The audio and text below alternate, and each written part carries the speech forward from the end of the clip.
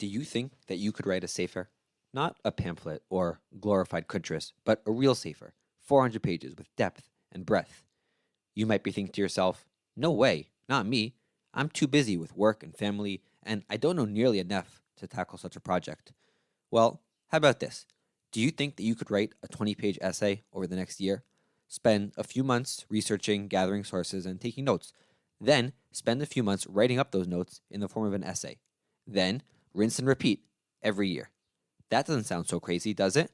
And today's guest, Zivi Mendelsohn, followed this path over the course of 20 years.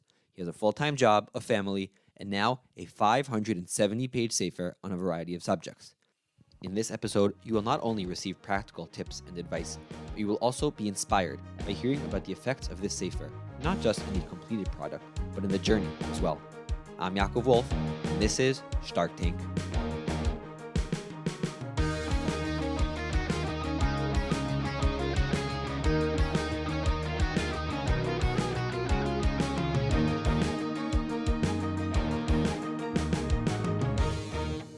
Okay, Zivi Mendelsohn, thank you so much for joining and welcome to our show.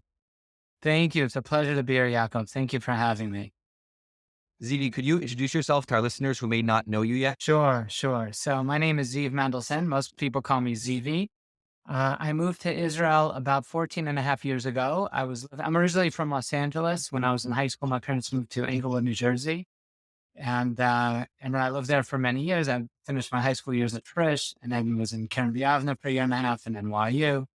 And my wife is from Miami, from the cement family. Some people may know some of the cements.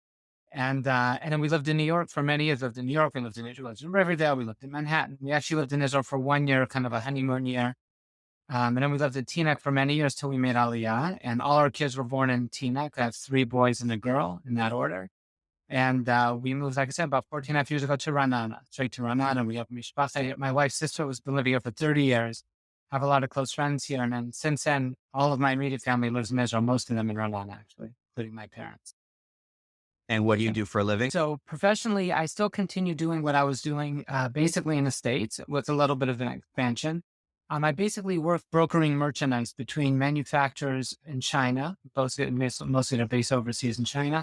And we broker merchandise from them to retailers in the United States. So, for example, manufacturers of toys or furniture or housewares or certain kitchen items that we sell. We're basically a sales arm for those manufacturers to retailers in the U.S. And the goods get shipped directly from China to the United States. We don't take possession in between. And then since I've been in Israel, I've started working with one wholesaler in Israel, a toy wholesaler in Israel. So we've been able to move some goods both from China and the U.S. to Israel. And I've also become involved in the last several years with an all-natural supplement. It's a supplement for hair growth, which was actually invented by a scientist here in Yerushalayim, which we got patented in the United States. So basically in a consumer products. So we're here to talk about the Sefer that you wrote. It's called Malay Ziv, Yunim, Klakiros, and Drashos. And you talk in Akdam about the origins of the Sefer. So could you share with us that story? It starts with a Hanukkah gift. Can you tell us about that? Sure. Basically, it's an honor. I appreciate your interest. Years ago, actually, it was during that honeymoon period when my wife and I were here for a year. We knew we were only coming for a year at that point, but I was working a little bit, then I got to learn and grow. So it was a unique period. And my wife for Hanukkah that year bought me one of these notebooks that people have seen those, like Kovitz Chidushei Torah, which are basically a mafberet. It's a blank Sefer, but it looks nice on the outside with the cover. And she gave that to me for Hanukkah that year. And that's about 25 years ago or so. And I started, that kind of was an impetus. I really have to, give it the credit as give it credit for a lot of things, but that was impetus for me to start to write. I had this mafberet and I would write Torah here and there. And then over the years, it started to grow. And I always kind of had this dream. Maybe one day I put on a Sefer, even though I feel like, who am I and who am I to be doing such a thing? But I felt like, I would start to write things, but then it started evolved really to be more essays, not as much of word here and there. I had some of that a little bit, but it started to really quickly evolve into essays. And I would try to draw things on things that I learned and heard from different rebbeim, which we'll talk about in a moment. And then over the years, I would start from that notebook. I still have that notebook here. Then I would get other notebooks. And then over the course of time, I would fill up more notebooks. I kept a lot of notes and index cards and different thoughts that I had or things I wanted to connect. I would try to flesh out the essays. And that's kind of where it started from. And over the course of, for many, probably about 20 years, I would write, I never had a set deadline in my mind that by such and such date or such and such a birthday, I'm going to have the Sefer out. But I just hope one day Hashem would be, Zakemi to be able to put it out. So I would just keep writing, sometimes more, sometimes less, but it was always something that was part of my life. I would hear something and I would just write down, and I have a bags here, Ziploc bags, little pitakim, little notes, right? Say, okay, look up this source connected to this, look at this connected to that. And then it would I'd start organizing a little more into index cards, into little notebooks with kind of outlines. And that's kind of where it grew from. Do you remember the So first Dvar Torah, the first idea that you started writing about? one of the first ones, maybe it's one of the first ones was, I remember at my Sheva bracha, I had heard my wife's rabbi, her community is Rabbi Mordechai Shapiro Zatzal. He was a Talmud Muvak of Levar and Cutler. He was from the original Lakewood Chavrusa of Rav Yisrael. He was really from, an incredible time. And I remember him speaking at my Sheva bracha in Miami. We got married in Miami, and he quoted a beautiful thought on why, I think it was from the Mabit. Well, I actually have it quoted in the Sefer. We talked about why we say Elokei Avram, Elokei Yitzchak, Elokei Yaakov. Why don't we say Elokei Avram, Yitzchak, Yaakov? We talked about how everybody has to personalize their relationship with HaKadosh Baruch Hu. So it's Elokei Avram, and Yitzchak found his own way, Elokei Yitzchak, Elokei Yaakov. And I remember he quoted at that time, he also connected it to the Gemara that says, that after Me'av Esrim, when we get to the Olam Emes and we're asked the questions, and one of the questions that we're asked is Nasata v'natata b'emuna. And the book that he brought was that, that is set, the Pashup Shan is that Nasata v'natata b'emuna, did you do business? Nasa umatan, honorably, honestly. But it also means Nasata v'natata b'emuna. Did you engage in matters of emuna? Did you wrestle with your matters of emuna and be no save and attain, not with faith, literally in matters of faith? And that kind of connected to that each person has to find their relationship. So that was one thought. I remember that was early on, and he brought that into other areas. And that's, I think, maybe the first, or certainly one of the first things that I wrote, because actually we went to Israel, maybe it was 2 years after I got married. So kind of in my mind. And I use that as a piece actually in the Sefer. It's connected to one of the essays. Okay, so you mentioned that the Sefer started with a notebook in Grus, and it snowballed over the course of 20 years till the publication date. So I want to talk about that period, that long journey that you had from the origins until the Sefer actually came to print. Thank you for tuning in to this week's episode of Shark Tank. This podcast addresses the unique challenges and opportunities of being a Ben Torah in the workforce. If you have enjoyed this episode or any of our episodes and want to help us grow the show, please give us a 5-star rating and a review on your podcast app. It's a small gesture that makes a big impact. And now, back to Shark Tank. You are a businessman. You do a nice amount of traveling. So Chazal tell us that Talmud Torah is a mitzvah that has to happen, and Kriya Shema is a mitzvah that has to happen. What types of routines did you develop at different points in that journey to help you, encourage you to focus and give the right energies and efforts to your writing? Yeah, so I mean, in general, it's a very important topic, and I know it's something very close to your heart and is so critical. And I think it's, in terms of how do you balance your life and your schedule, and learning Bichlal, if you want to write as well, how do you balance that and juggle with work responsibilities, family responsibilities? You have this to have children, and that takes time. Certainly is a priority. I would say that I think overall, and we'll discuss how it ties into the writing as well, is that, just always having in your mind kind of what your goal is, and that's something that you want to be part of your house and part of your life. And, like I said, there are different demands, but as long as that's something that's always central. Some people are better in the morning hours and they can get up early and learn. And some people at the end of the night. I am typically more of a night person. And so I would say that, even with traveling, and I did travel, since Corona has been a little less, but in general, I've traveled a lot. And I probably will get back somewhat more to that routine. But taking advantage, always making sure that it's a part of your schedule. Let's say at home, when you're b'veit techa, like you said, it's, I'd say I always had a goal, even to today, things that I'd like to learn. And I even follow, the Gemara and Kiddushin that says, split your time into thirds and learn Mikra, Mishnah, Talmud. So I try to, have goals of what I want in each area. That also, I've had a lot of encouragement from my Rebbe, Rav Shabtai Shalita, where he talks about, what are the things that we need to learn? And you certainly, we can't even begin to approach your ways, but the importance of Sifrei Tanakh and Gemara and Mishnah and covering Allah. So you try to, as much as you can. I think it is important to draw as much as you can on those different notes, so you feel like you're, covering things in a variety of chalkei of Torah. And I would do, in terms of my own schedule, I would say when I lived in the States, probably most of my time learning was at night. I typically learn more on my own than I did by Chavrusa. I've had Chavrusas, here and there over the years and different people. But I typically also, because of my schedule and working with China, so sometimes my hours were a little bit shifted, working with suppliers there. I would try to, I was always more consistent learning on my own. And so I would do it then, let's say in the evening hours mostly.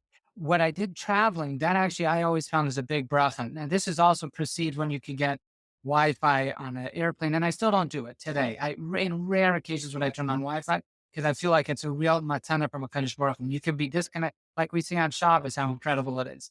And to be disconnected and to have that time. And when I would travel from the States to Hong Kong, that's like 15 and a half hours. So you have all that time in the air, in the sky, where you're not connected. You can't be on a phone. You can't be on your computer in terms of at least in real time. And what I would do, and this kind of ties into the writing. So writing was always something that I would do and balance. Sometimes I'd be learning more other things, sometimes more connected to the writing, sometimes more independently. But that was always something I tried to juggle as well. Okay. So you spoke a little bit about your routines at home and finding time at nights. And later when you came on Aliyah, it was a little more in the mornings. You mentioned that to me in our conversation beforehand, but you also spent a lot of time traveling. So now we transition to a idea of Ulech Chavadera. So how did you leverage that time for the sake of your learning and sake of your writing? Just since I moved to Israel, I have found that that's been a big, Aliyah is important in many regards, and maybe we'll touch on that as well. But certainly I've had more flexibility in the first part of my day being here, because even though I'm on real time with China, so I have a couple hours that I could be in touch with them, and then the States start a little later. So I would never really been able to put out, I don't know how long it would have taken me to put out the Sefer had I not moved to Israel. So I really felt that was part of a key in Aliyah as well, was having more time in the morning to be able to learn before the workday starts in the States, and having more time to write then as well. In terms of traveling, so when I would travel on the airplane, whether it was from the States to China or from Israel to the States, I mean, up until recently, I would travel. Sometimes I'd make 8, 9, 10 trips a year to the States. And so I always found being on a plane as a real bracha, to have that time where you're disconnected from everything.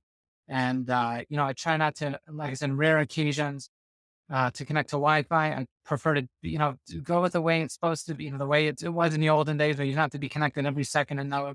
And what I would typically do is I always saw that as a real matana for learning, but also for the writing. It was critical for my writing time, because I would take a carry-on bag of Svarim. Oftentimes I would spend time before the trip, leading up to the trip, photocopying pages from different Svarim, because I knew I didn't want to carry everything with me and I wasn't going to access things online.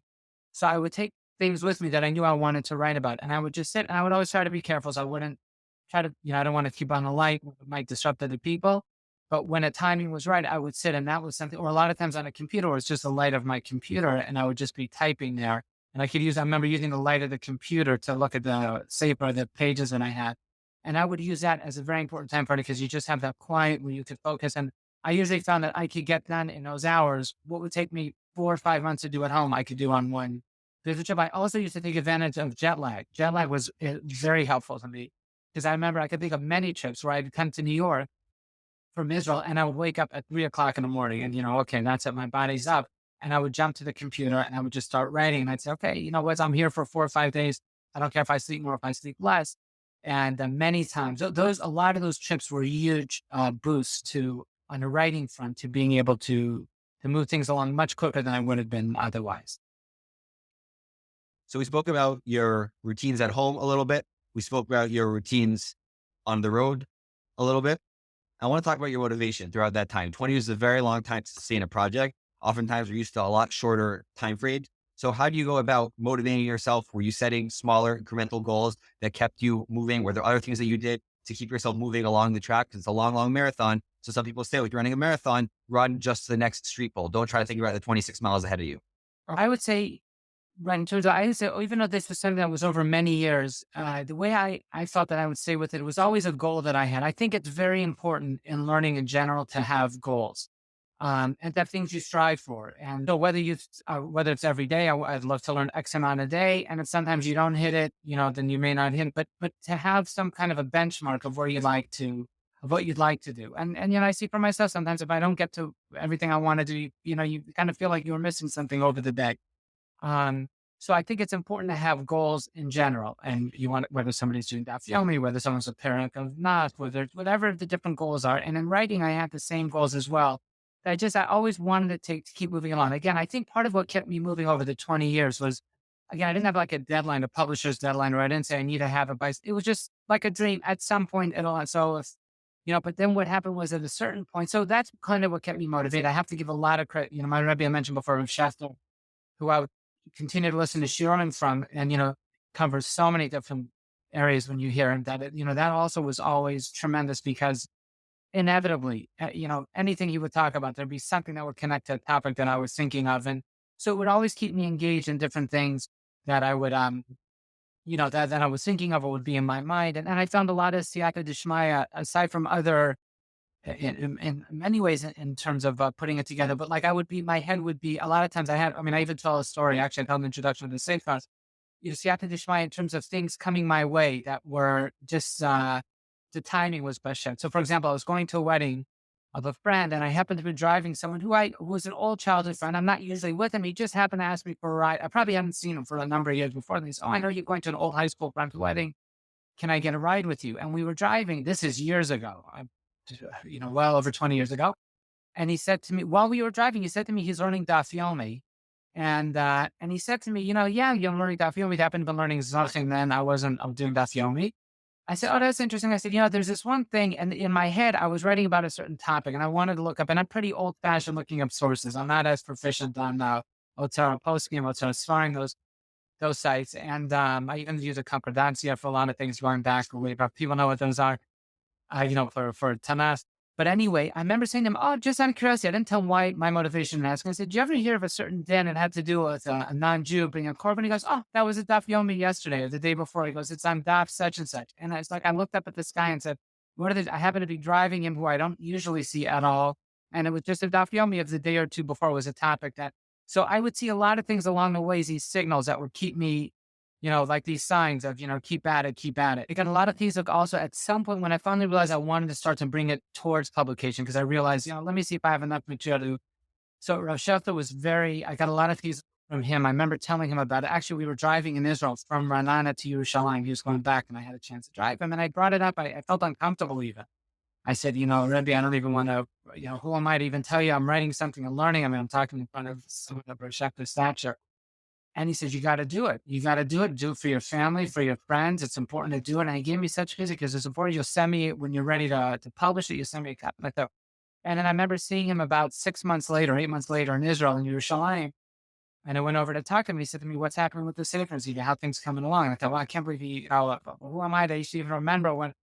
And so things like that gave me a tremendous amount of physics. And to say, okay, let me do it. And like I said, on the one hand, I felt uncomfortable, because I know if I'm going to put it in front of someone like Rav Shefter, but I just I said, so my motivation, one thing I will say as a motivation, I never wrote and intended this to be, I wasn't looking to become an author. I'm not really the people that are really of the level that should be publishing. And so really my motivation was, if I have this for my family and my kids, please God, use it. And then okay. And originally I thought it was just going to be at that scale. And I started, if I'm already publishing, I may as well do it, do it right. And then I may as well publish more copies and this and that.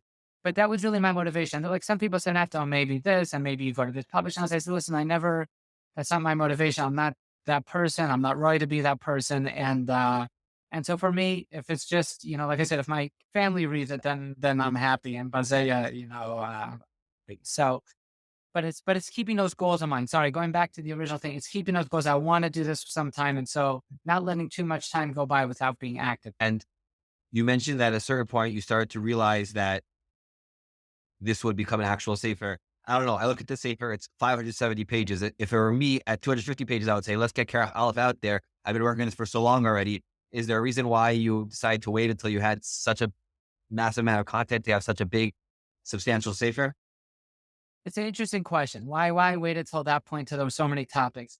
Those were all things I think that were just so close to my heart, or things I thought about or worked on that I really wanted to make sure I don't know if I'd have a chance to put out another Sefer.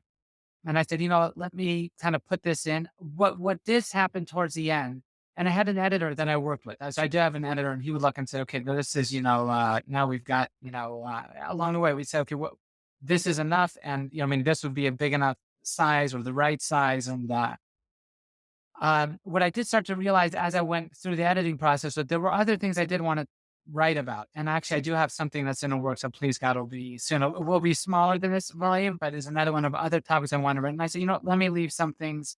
please God. And that also is a motivation for another. But I think it was really with this volume, there were things that not knowing if I would put out another volume, um, and just topics that had been so much in my mind or I'd worked on and felt so closely that I kind of wanted to make sure they were all in here. And that's how that happened. One cute thing I will tell you is that when the Sefer was published, I noticed that on the binding on the outside, there was one star on the back, which I didn't remember that being in any of the Hadmayot, any of the rendition. And I said to the editor, Moshe Gross, I said, what's that thing on the binding? What's that one that? He goes, we put that there because that'll give you motivation. That's Chelak that you have to put out another Chelak. I said, that's pretty sneaky, but it's a very good tactic. So I remember saying, I think I may have only seen it when it was actually published. Then I noticed that one thing on the back. Yes. So if I understand correctly, you didn't want to risk some of these topics not being into a future volume. You said these ones are going to be in the Sefer, even if it only ends up being the only one. Right. So I wanted to make sure that I very much wanted these topics to all be in case this would be the only volume. And that's, I guess, was a big part of it. And I felt that there was something, also there was, I have it broken up into separate sections. So I felt, okay, I had a stay like on the holidays, stay like on not every parsha, but certain parshas, stay like on, more overarching things, as I'll summon more on mitzvot and things of that sort. So I kind of also wanted to make sure that there was a representation in each grouping. And so it wasn't just like a lonely essay, one or two. You mentioned the different topics and the format of the Sefer. So could you go through the way you structured the Sefer? What were the topics that you felt were important to have in here and how you built the table of contents? Okay. So the topics that I chose to put in were things that I feel are very yesodi, things that I felt that, if I want my kids, if I could give over something to my kids that I felt is important, that I've been zocheh to learn from my rebbeim, from my learning, that I felt is important for my kids to know and to just, I remember even just as one little anecdote, my second son, who's actually serving in Gaza, is out for a little bit, and Kodesh Baruch Hu should watch over all the soldiers. I remember when he was learning after high school here in Israel, and one of his rebbeim came over to me. I sounded like they had like an open house for parents, and he came over to me and said, "You should know, after I give shir one day, your son came over to me and said, oh, by the way, my father wrote about that topic in the Sefer." And that to me was a great sense of nachad, is to see that they looked, whether they told me or not, they had looked in it, but that they knew. So that was really my motivation, is that my children should see what's important to me. And if I can leave this over, you try to give over at the table, you try to give over through your interaction with your kids. But I felt also that I wanted to codify it and write it down, kind of kishulchan aruch, that it's organized. I didn't want to leave a mess of notes after 120. I said, let me put it together. So that's really my primary motivation. What are ideas in Yahadus that I feel are important, that I'd like my kids to know, and their kids, God willing, and on. So that's really the mechaneh mishutaf, I would say, the common denominator of the different essays that are in there. And I tried in many of them to really touch on some of them. For example, the first section, which is on Yomim b'mitzvot. So I touched on different mitzvah, specific mitzvahs, writing a Sefer Torah, mitzvah of tefillin, mitzvah of bris milah, the mitzvah of halacha b'jachav, walking in the ways of God. And in each of those essays, what I tried to do, because I wasn't writing it, this is not a Shiloh's and Shuvah Sefer, but I tried to give a halachic overview and then go into a hashkafic sense of those mitzvah. And those are mitzvah. I felt that there were ideas that are really yom. That's the other thing. Foundational and things that really you can live with and that you can think about throughout the course of your life. So it's not just a one-time idea that maybe you learn outside, but things that you can come back to. And as you get to certain mitzvahs or certain holidays that hopefully will resonate, I hope, with my children, with my family. And, and I felt that way for myself. So that's really kind of, the thread or my motivation in those topics, or things and lessons that I felt were important to pass along, that I felt were important. It's really interesting how you mentioned that the very first idea that you wrote about, going way back to your Shara Brachos, was about the personalization of a person's relationship to HaKadosh Baruch Hu, his relationship with Torah. The first essay that's in the Sefer is about mitzvahs ksiva Sefer Torah, which you point out, according to the Sefer Chinuch, can be accomplished nowadays by writing svarim, and that's a mitzvah not on the shul or the community, is on each and every individual. And Rishachter also references it in his Agdama, that each and every person has to have their own special chelik in Torah. You also talk about it in other spots as well. And I want to ask you, are you able to find new pathways, open up new vistas? You already have a very structured and formal and beautiful Sefer that you really spill a lot of your yisodos into, but are you able to discover new ones and open your eyes to new things. And the reason why it's an important question is because what if you have someone else who was a young man, but he says, I don't really have these yisodos or these ideas that really talk to me and that build. So how does a person go about finding their personal connections, their personal points in Torah that they really connect to, that they can find seeds from if they don't already have it naturally? Okay, firstly, you have a lot of beautiful points in your question.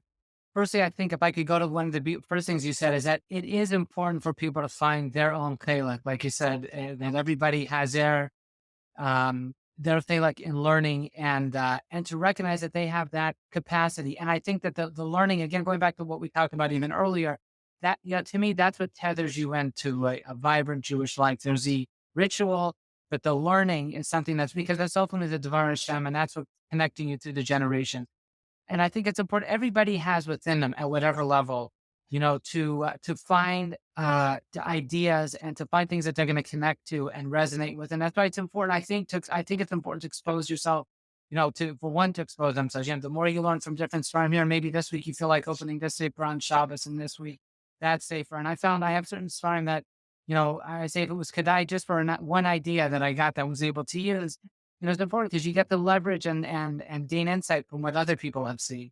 But I think everybody will ultimately process things, and I do think and find things that they connect to.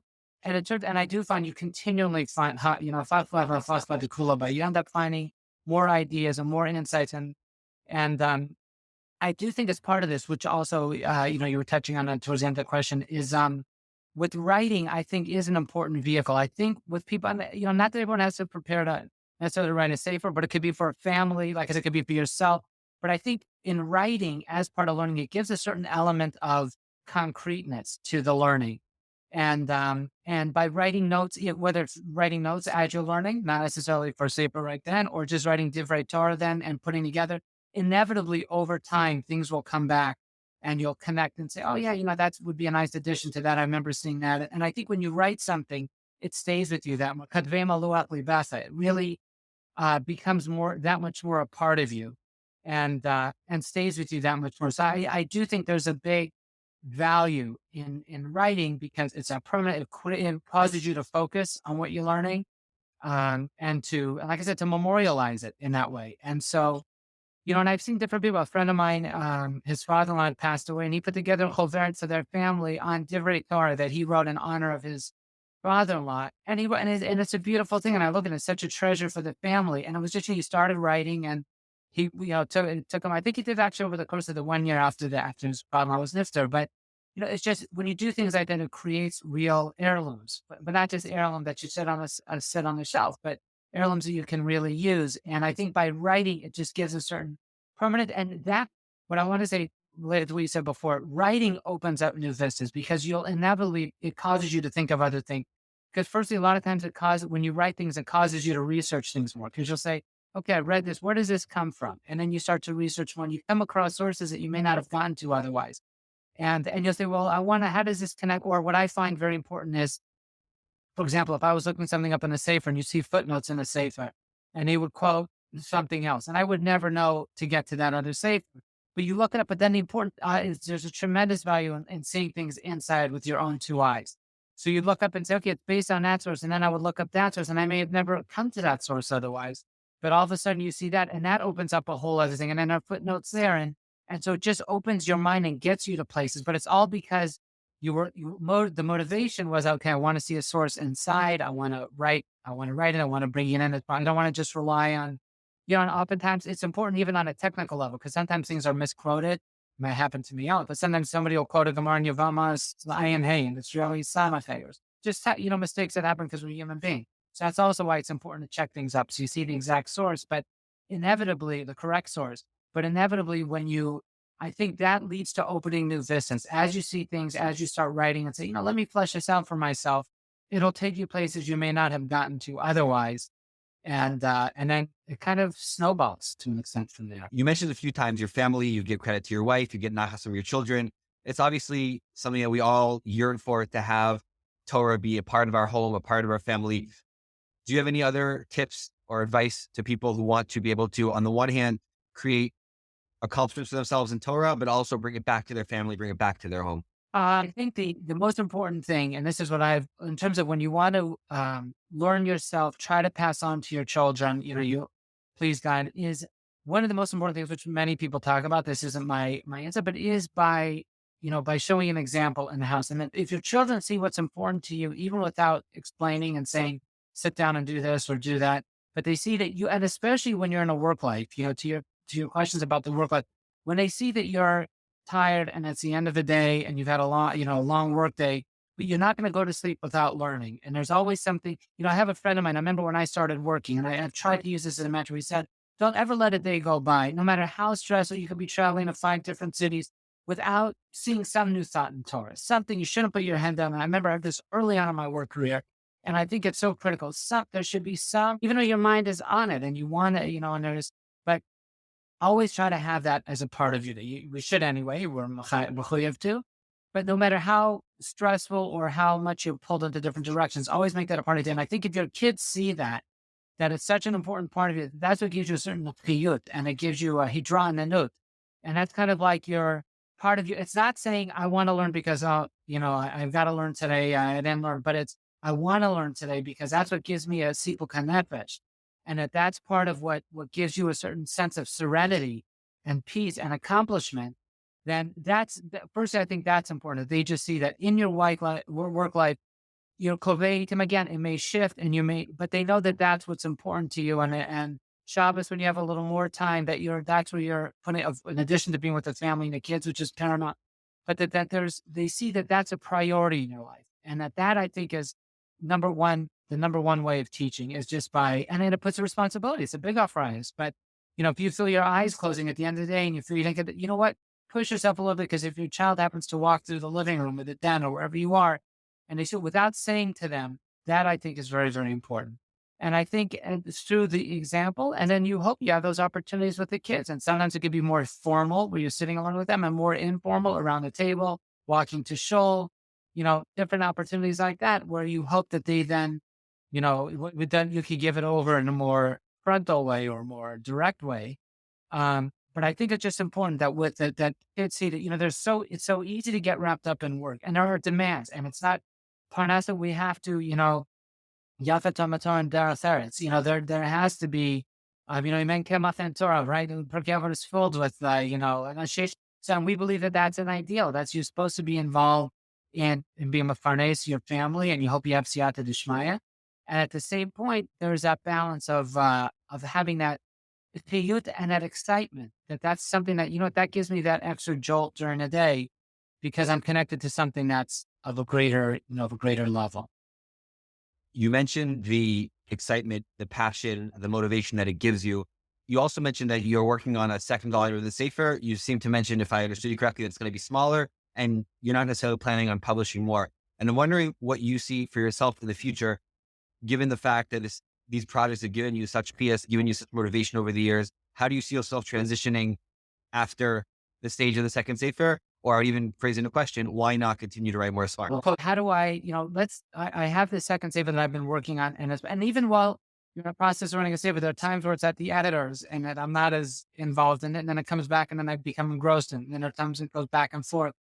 So that's been something that's been a big motivating factor to get out these other essays, things that I wanted to write. I had notes about, and I was able to do in a much quicker time period because I already know how I want the layout to be. I read it with footnotes. Now, the first one was all handwritten, by the way, and then I had to get it typed by someone. Now, at least I'm able to type in Hebrew, so I'm able to type it up lechatchila that way and lay it out in a certain way. And, I have more of an eye as having been through the process. With that, and then the question becomes, what happens after that second volume? Please God, I'm going to put that out. I only want to write on things where I feel that there's some to'ela to it, not just to write for the sake of writing. So, if there are other things that come up that I feel that I have something to write about that are important, then maybe it is something I would come to. I wouldn't say, no out of hand, but at the same point, there are things that I haven't put into these farm that I just cut, on a cutting floor, so to speak, that I said, it doesn't fit into a certain thing. I don't have to, just because I wrote it, even if I spend a lot of time, if I don't feel that it's of a certain nature that I want it to be, then I just left it out. So, but I think part of my motivation, aside, in addition to the writing, is just trying to cover as much to learn. There's so much to learn, and there's always more to learn. But I think the setting the goals is important. I've set you know, a goal for my sister, to get through enough. And so, I don't want to leave this world. God should be like without having seen Sefer enough, and Mishnah and go to Mishnah's Keseder.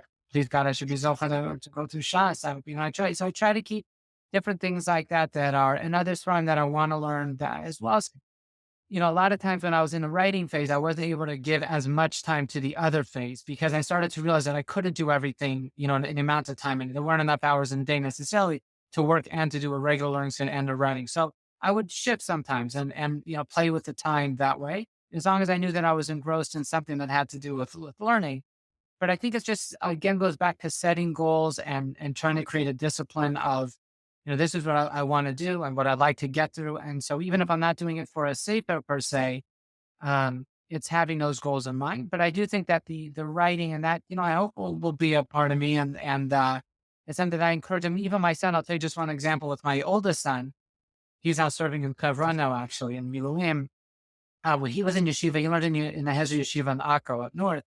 And he had started to write his first year in yeshiva, and he wrote on Chumash and on holidays, and on a Moadim, when he was in the army, in the Sadir, in his regular service, I asked him, I said, just send me the files. I didn't tell him what it was.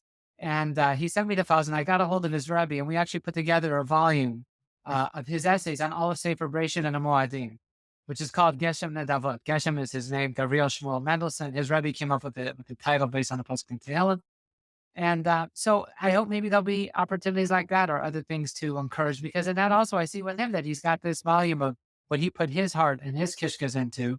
And I remember surprising him with it at the time. And I said, listen, so it gives that permanence. It gives something to write. I've told my kids that, whenever you can, just write. It doesn't have to be, we're not looking on a stop clock and saying you have to come up with a Sefer. Whether you do, you don't. But it's just to give yourself that motivation and more permanence to what you're learning. That is a beautiful surprise that you did for your son. And I also really want to appreciate and thank you for the point that you made before about knowing when to stop. I think there's definitely something addicting about the creator's economy and creating content for the sake of creating content. And you're saying, no. If there is content that needs to be spread with the world, I'll spread it. And if not, then I'll do other things that are worth it for my time. So I really appreciate that. Last question for today. I really appreciate all of the insights that you've given us so far, but I think it would be unfair to not talk a little bit about Aliyah. You mentioned before that as we have this conversation, you have two sons, one in Gaza, one in Sever. And Aliyah is a big topic. There's a lot to talk about. Some of these issues might seem a little bit petty. Some of that natural Aliyah discussions might seem a little petty in light of the current situation when your sons are on the front line. But maybe I'll just phrase the question like this.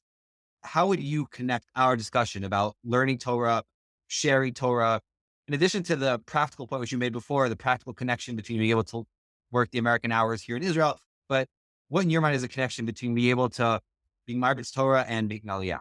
So I think that there's I'm glad that you asked the question, and I think you're right. I think that Aliyah, there's much that we could talk about for a long time, and is something that's so important. And, especially being here at a time like we are right now, we're recording this during Charvot Barzel, during this war.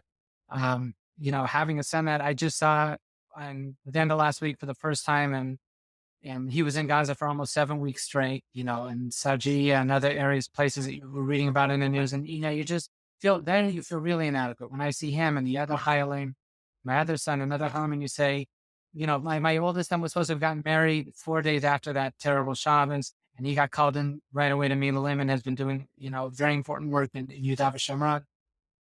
And so firstly, you realize who the real heroes are, that are walking among us. And I think that it just being here and tying it into the learning as well, I think it ties you in to connection with HaKadosh Baruch Hu that you can't have outside of Israel. And I think that, I don't think it's for nothing that, there's things of Chazal and the Sefer Ketuvot of, the Ma'alot, the Milas of living in Eretz Yisrael. And I think it just makes things that much more real when you're learning things and you feel that, not only being proximity-wise closer to where the Tanaim lived and where our Avat HaUmah lived. I saw my son that's in Hebron.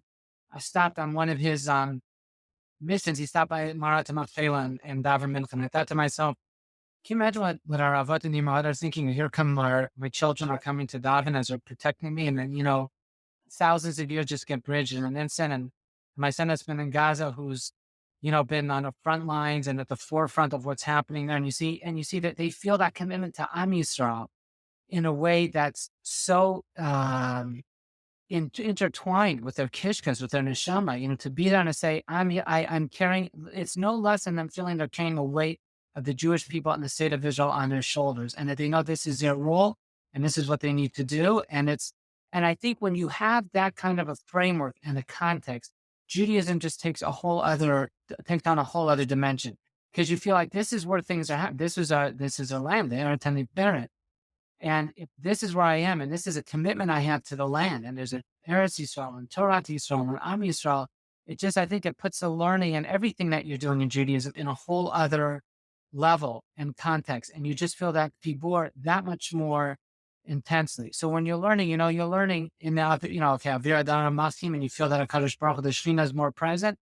And I think you just that much more connected, you know. And when I see these soldiers now, and it's katonti to even be able to talk about them. We can't come to the Yifar al-Bakr of these soldiers, no matter where they are in a spectrum. Anybody that's willing to fight for Am Yisrael in the way that they're doing it is as of a mila that we can't even approach.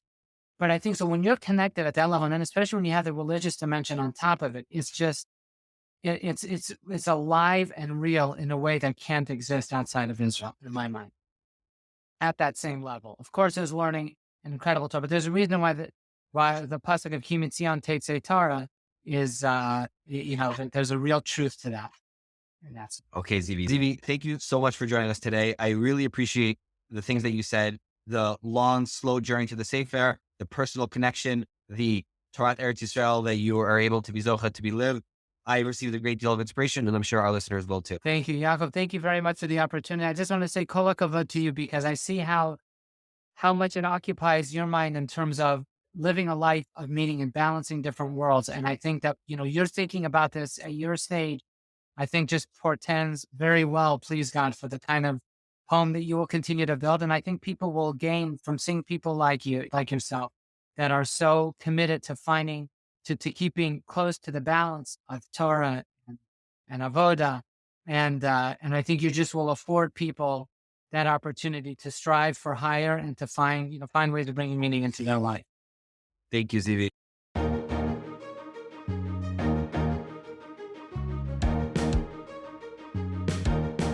Thank you so much for tuning in to Start Take. If you're still listening at this point, that means that you've enjoyed.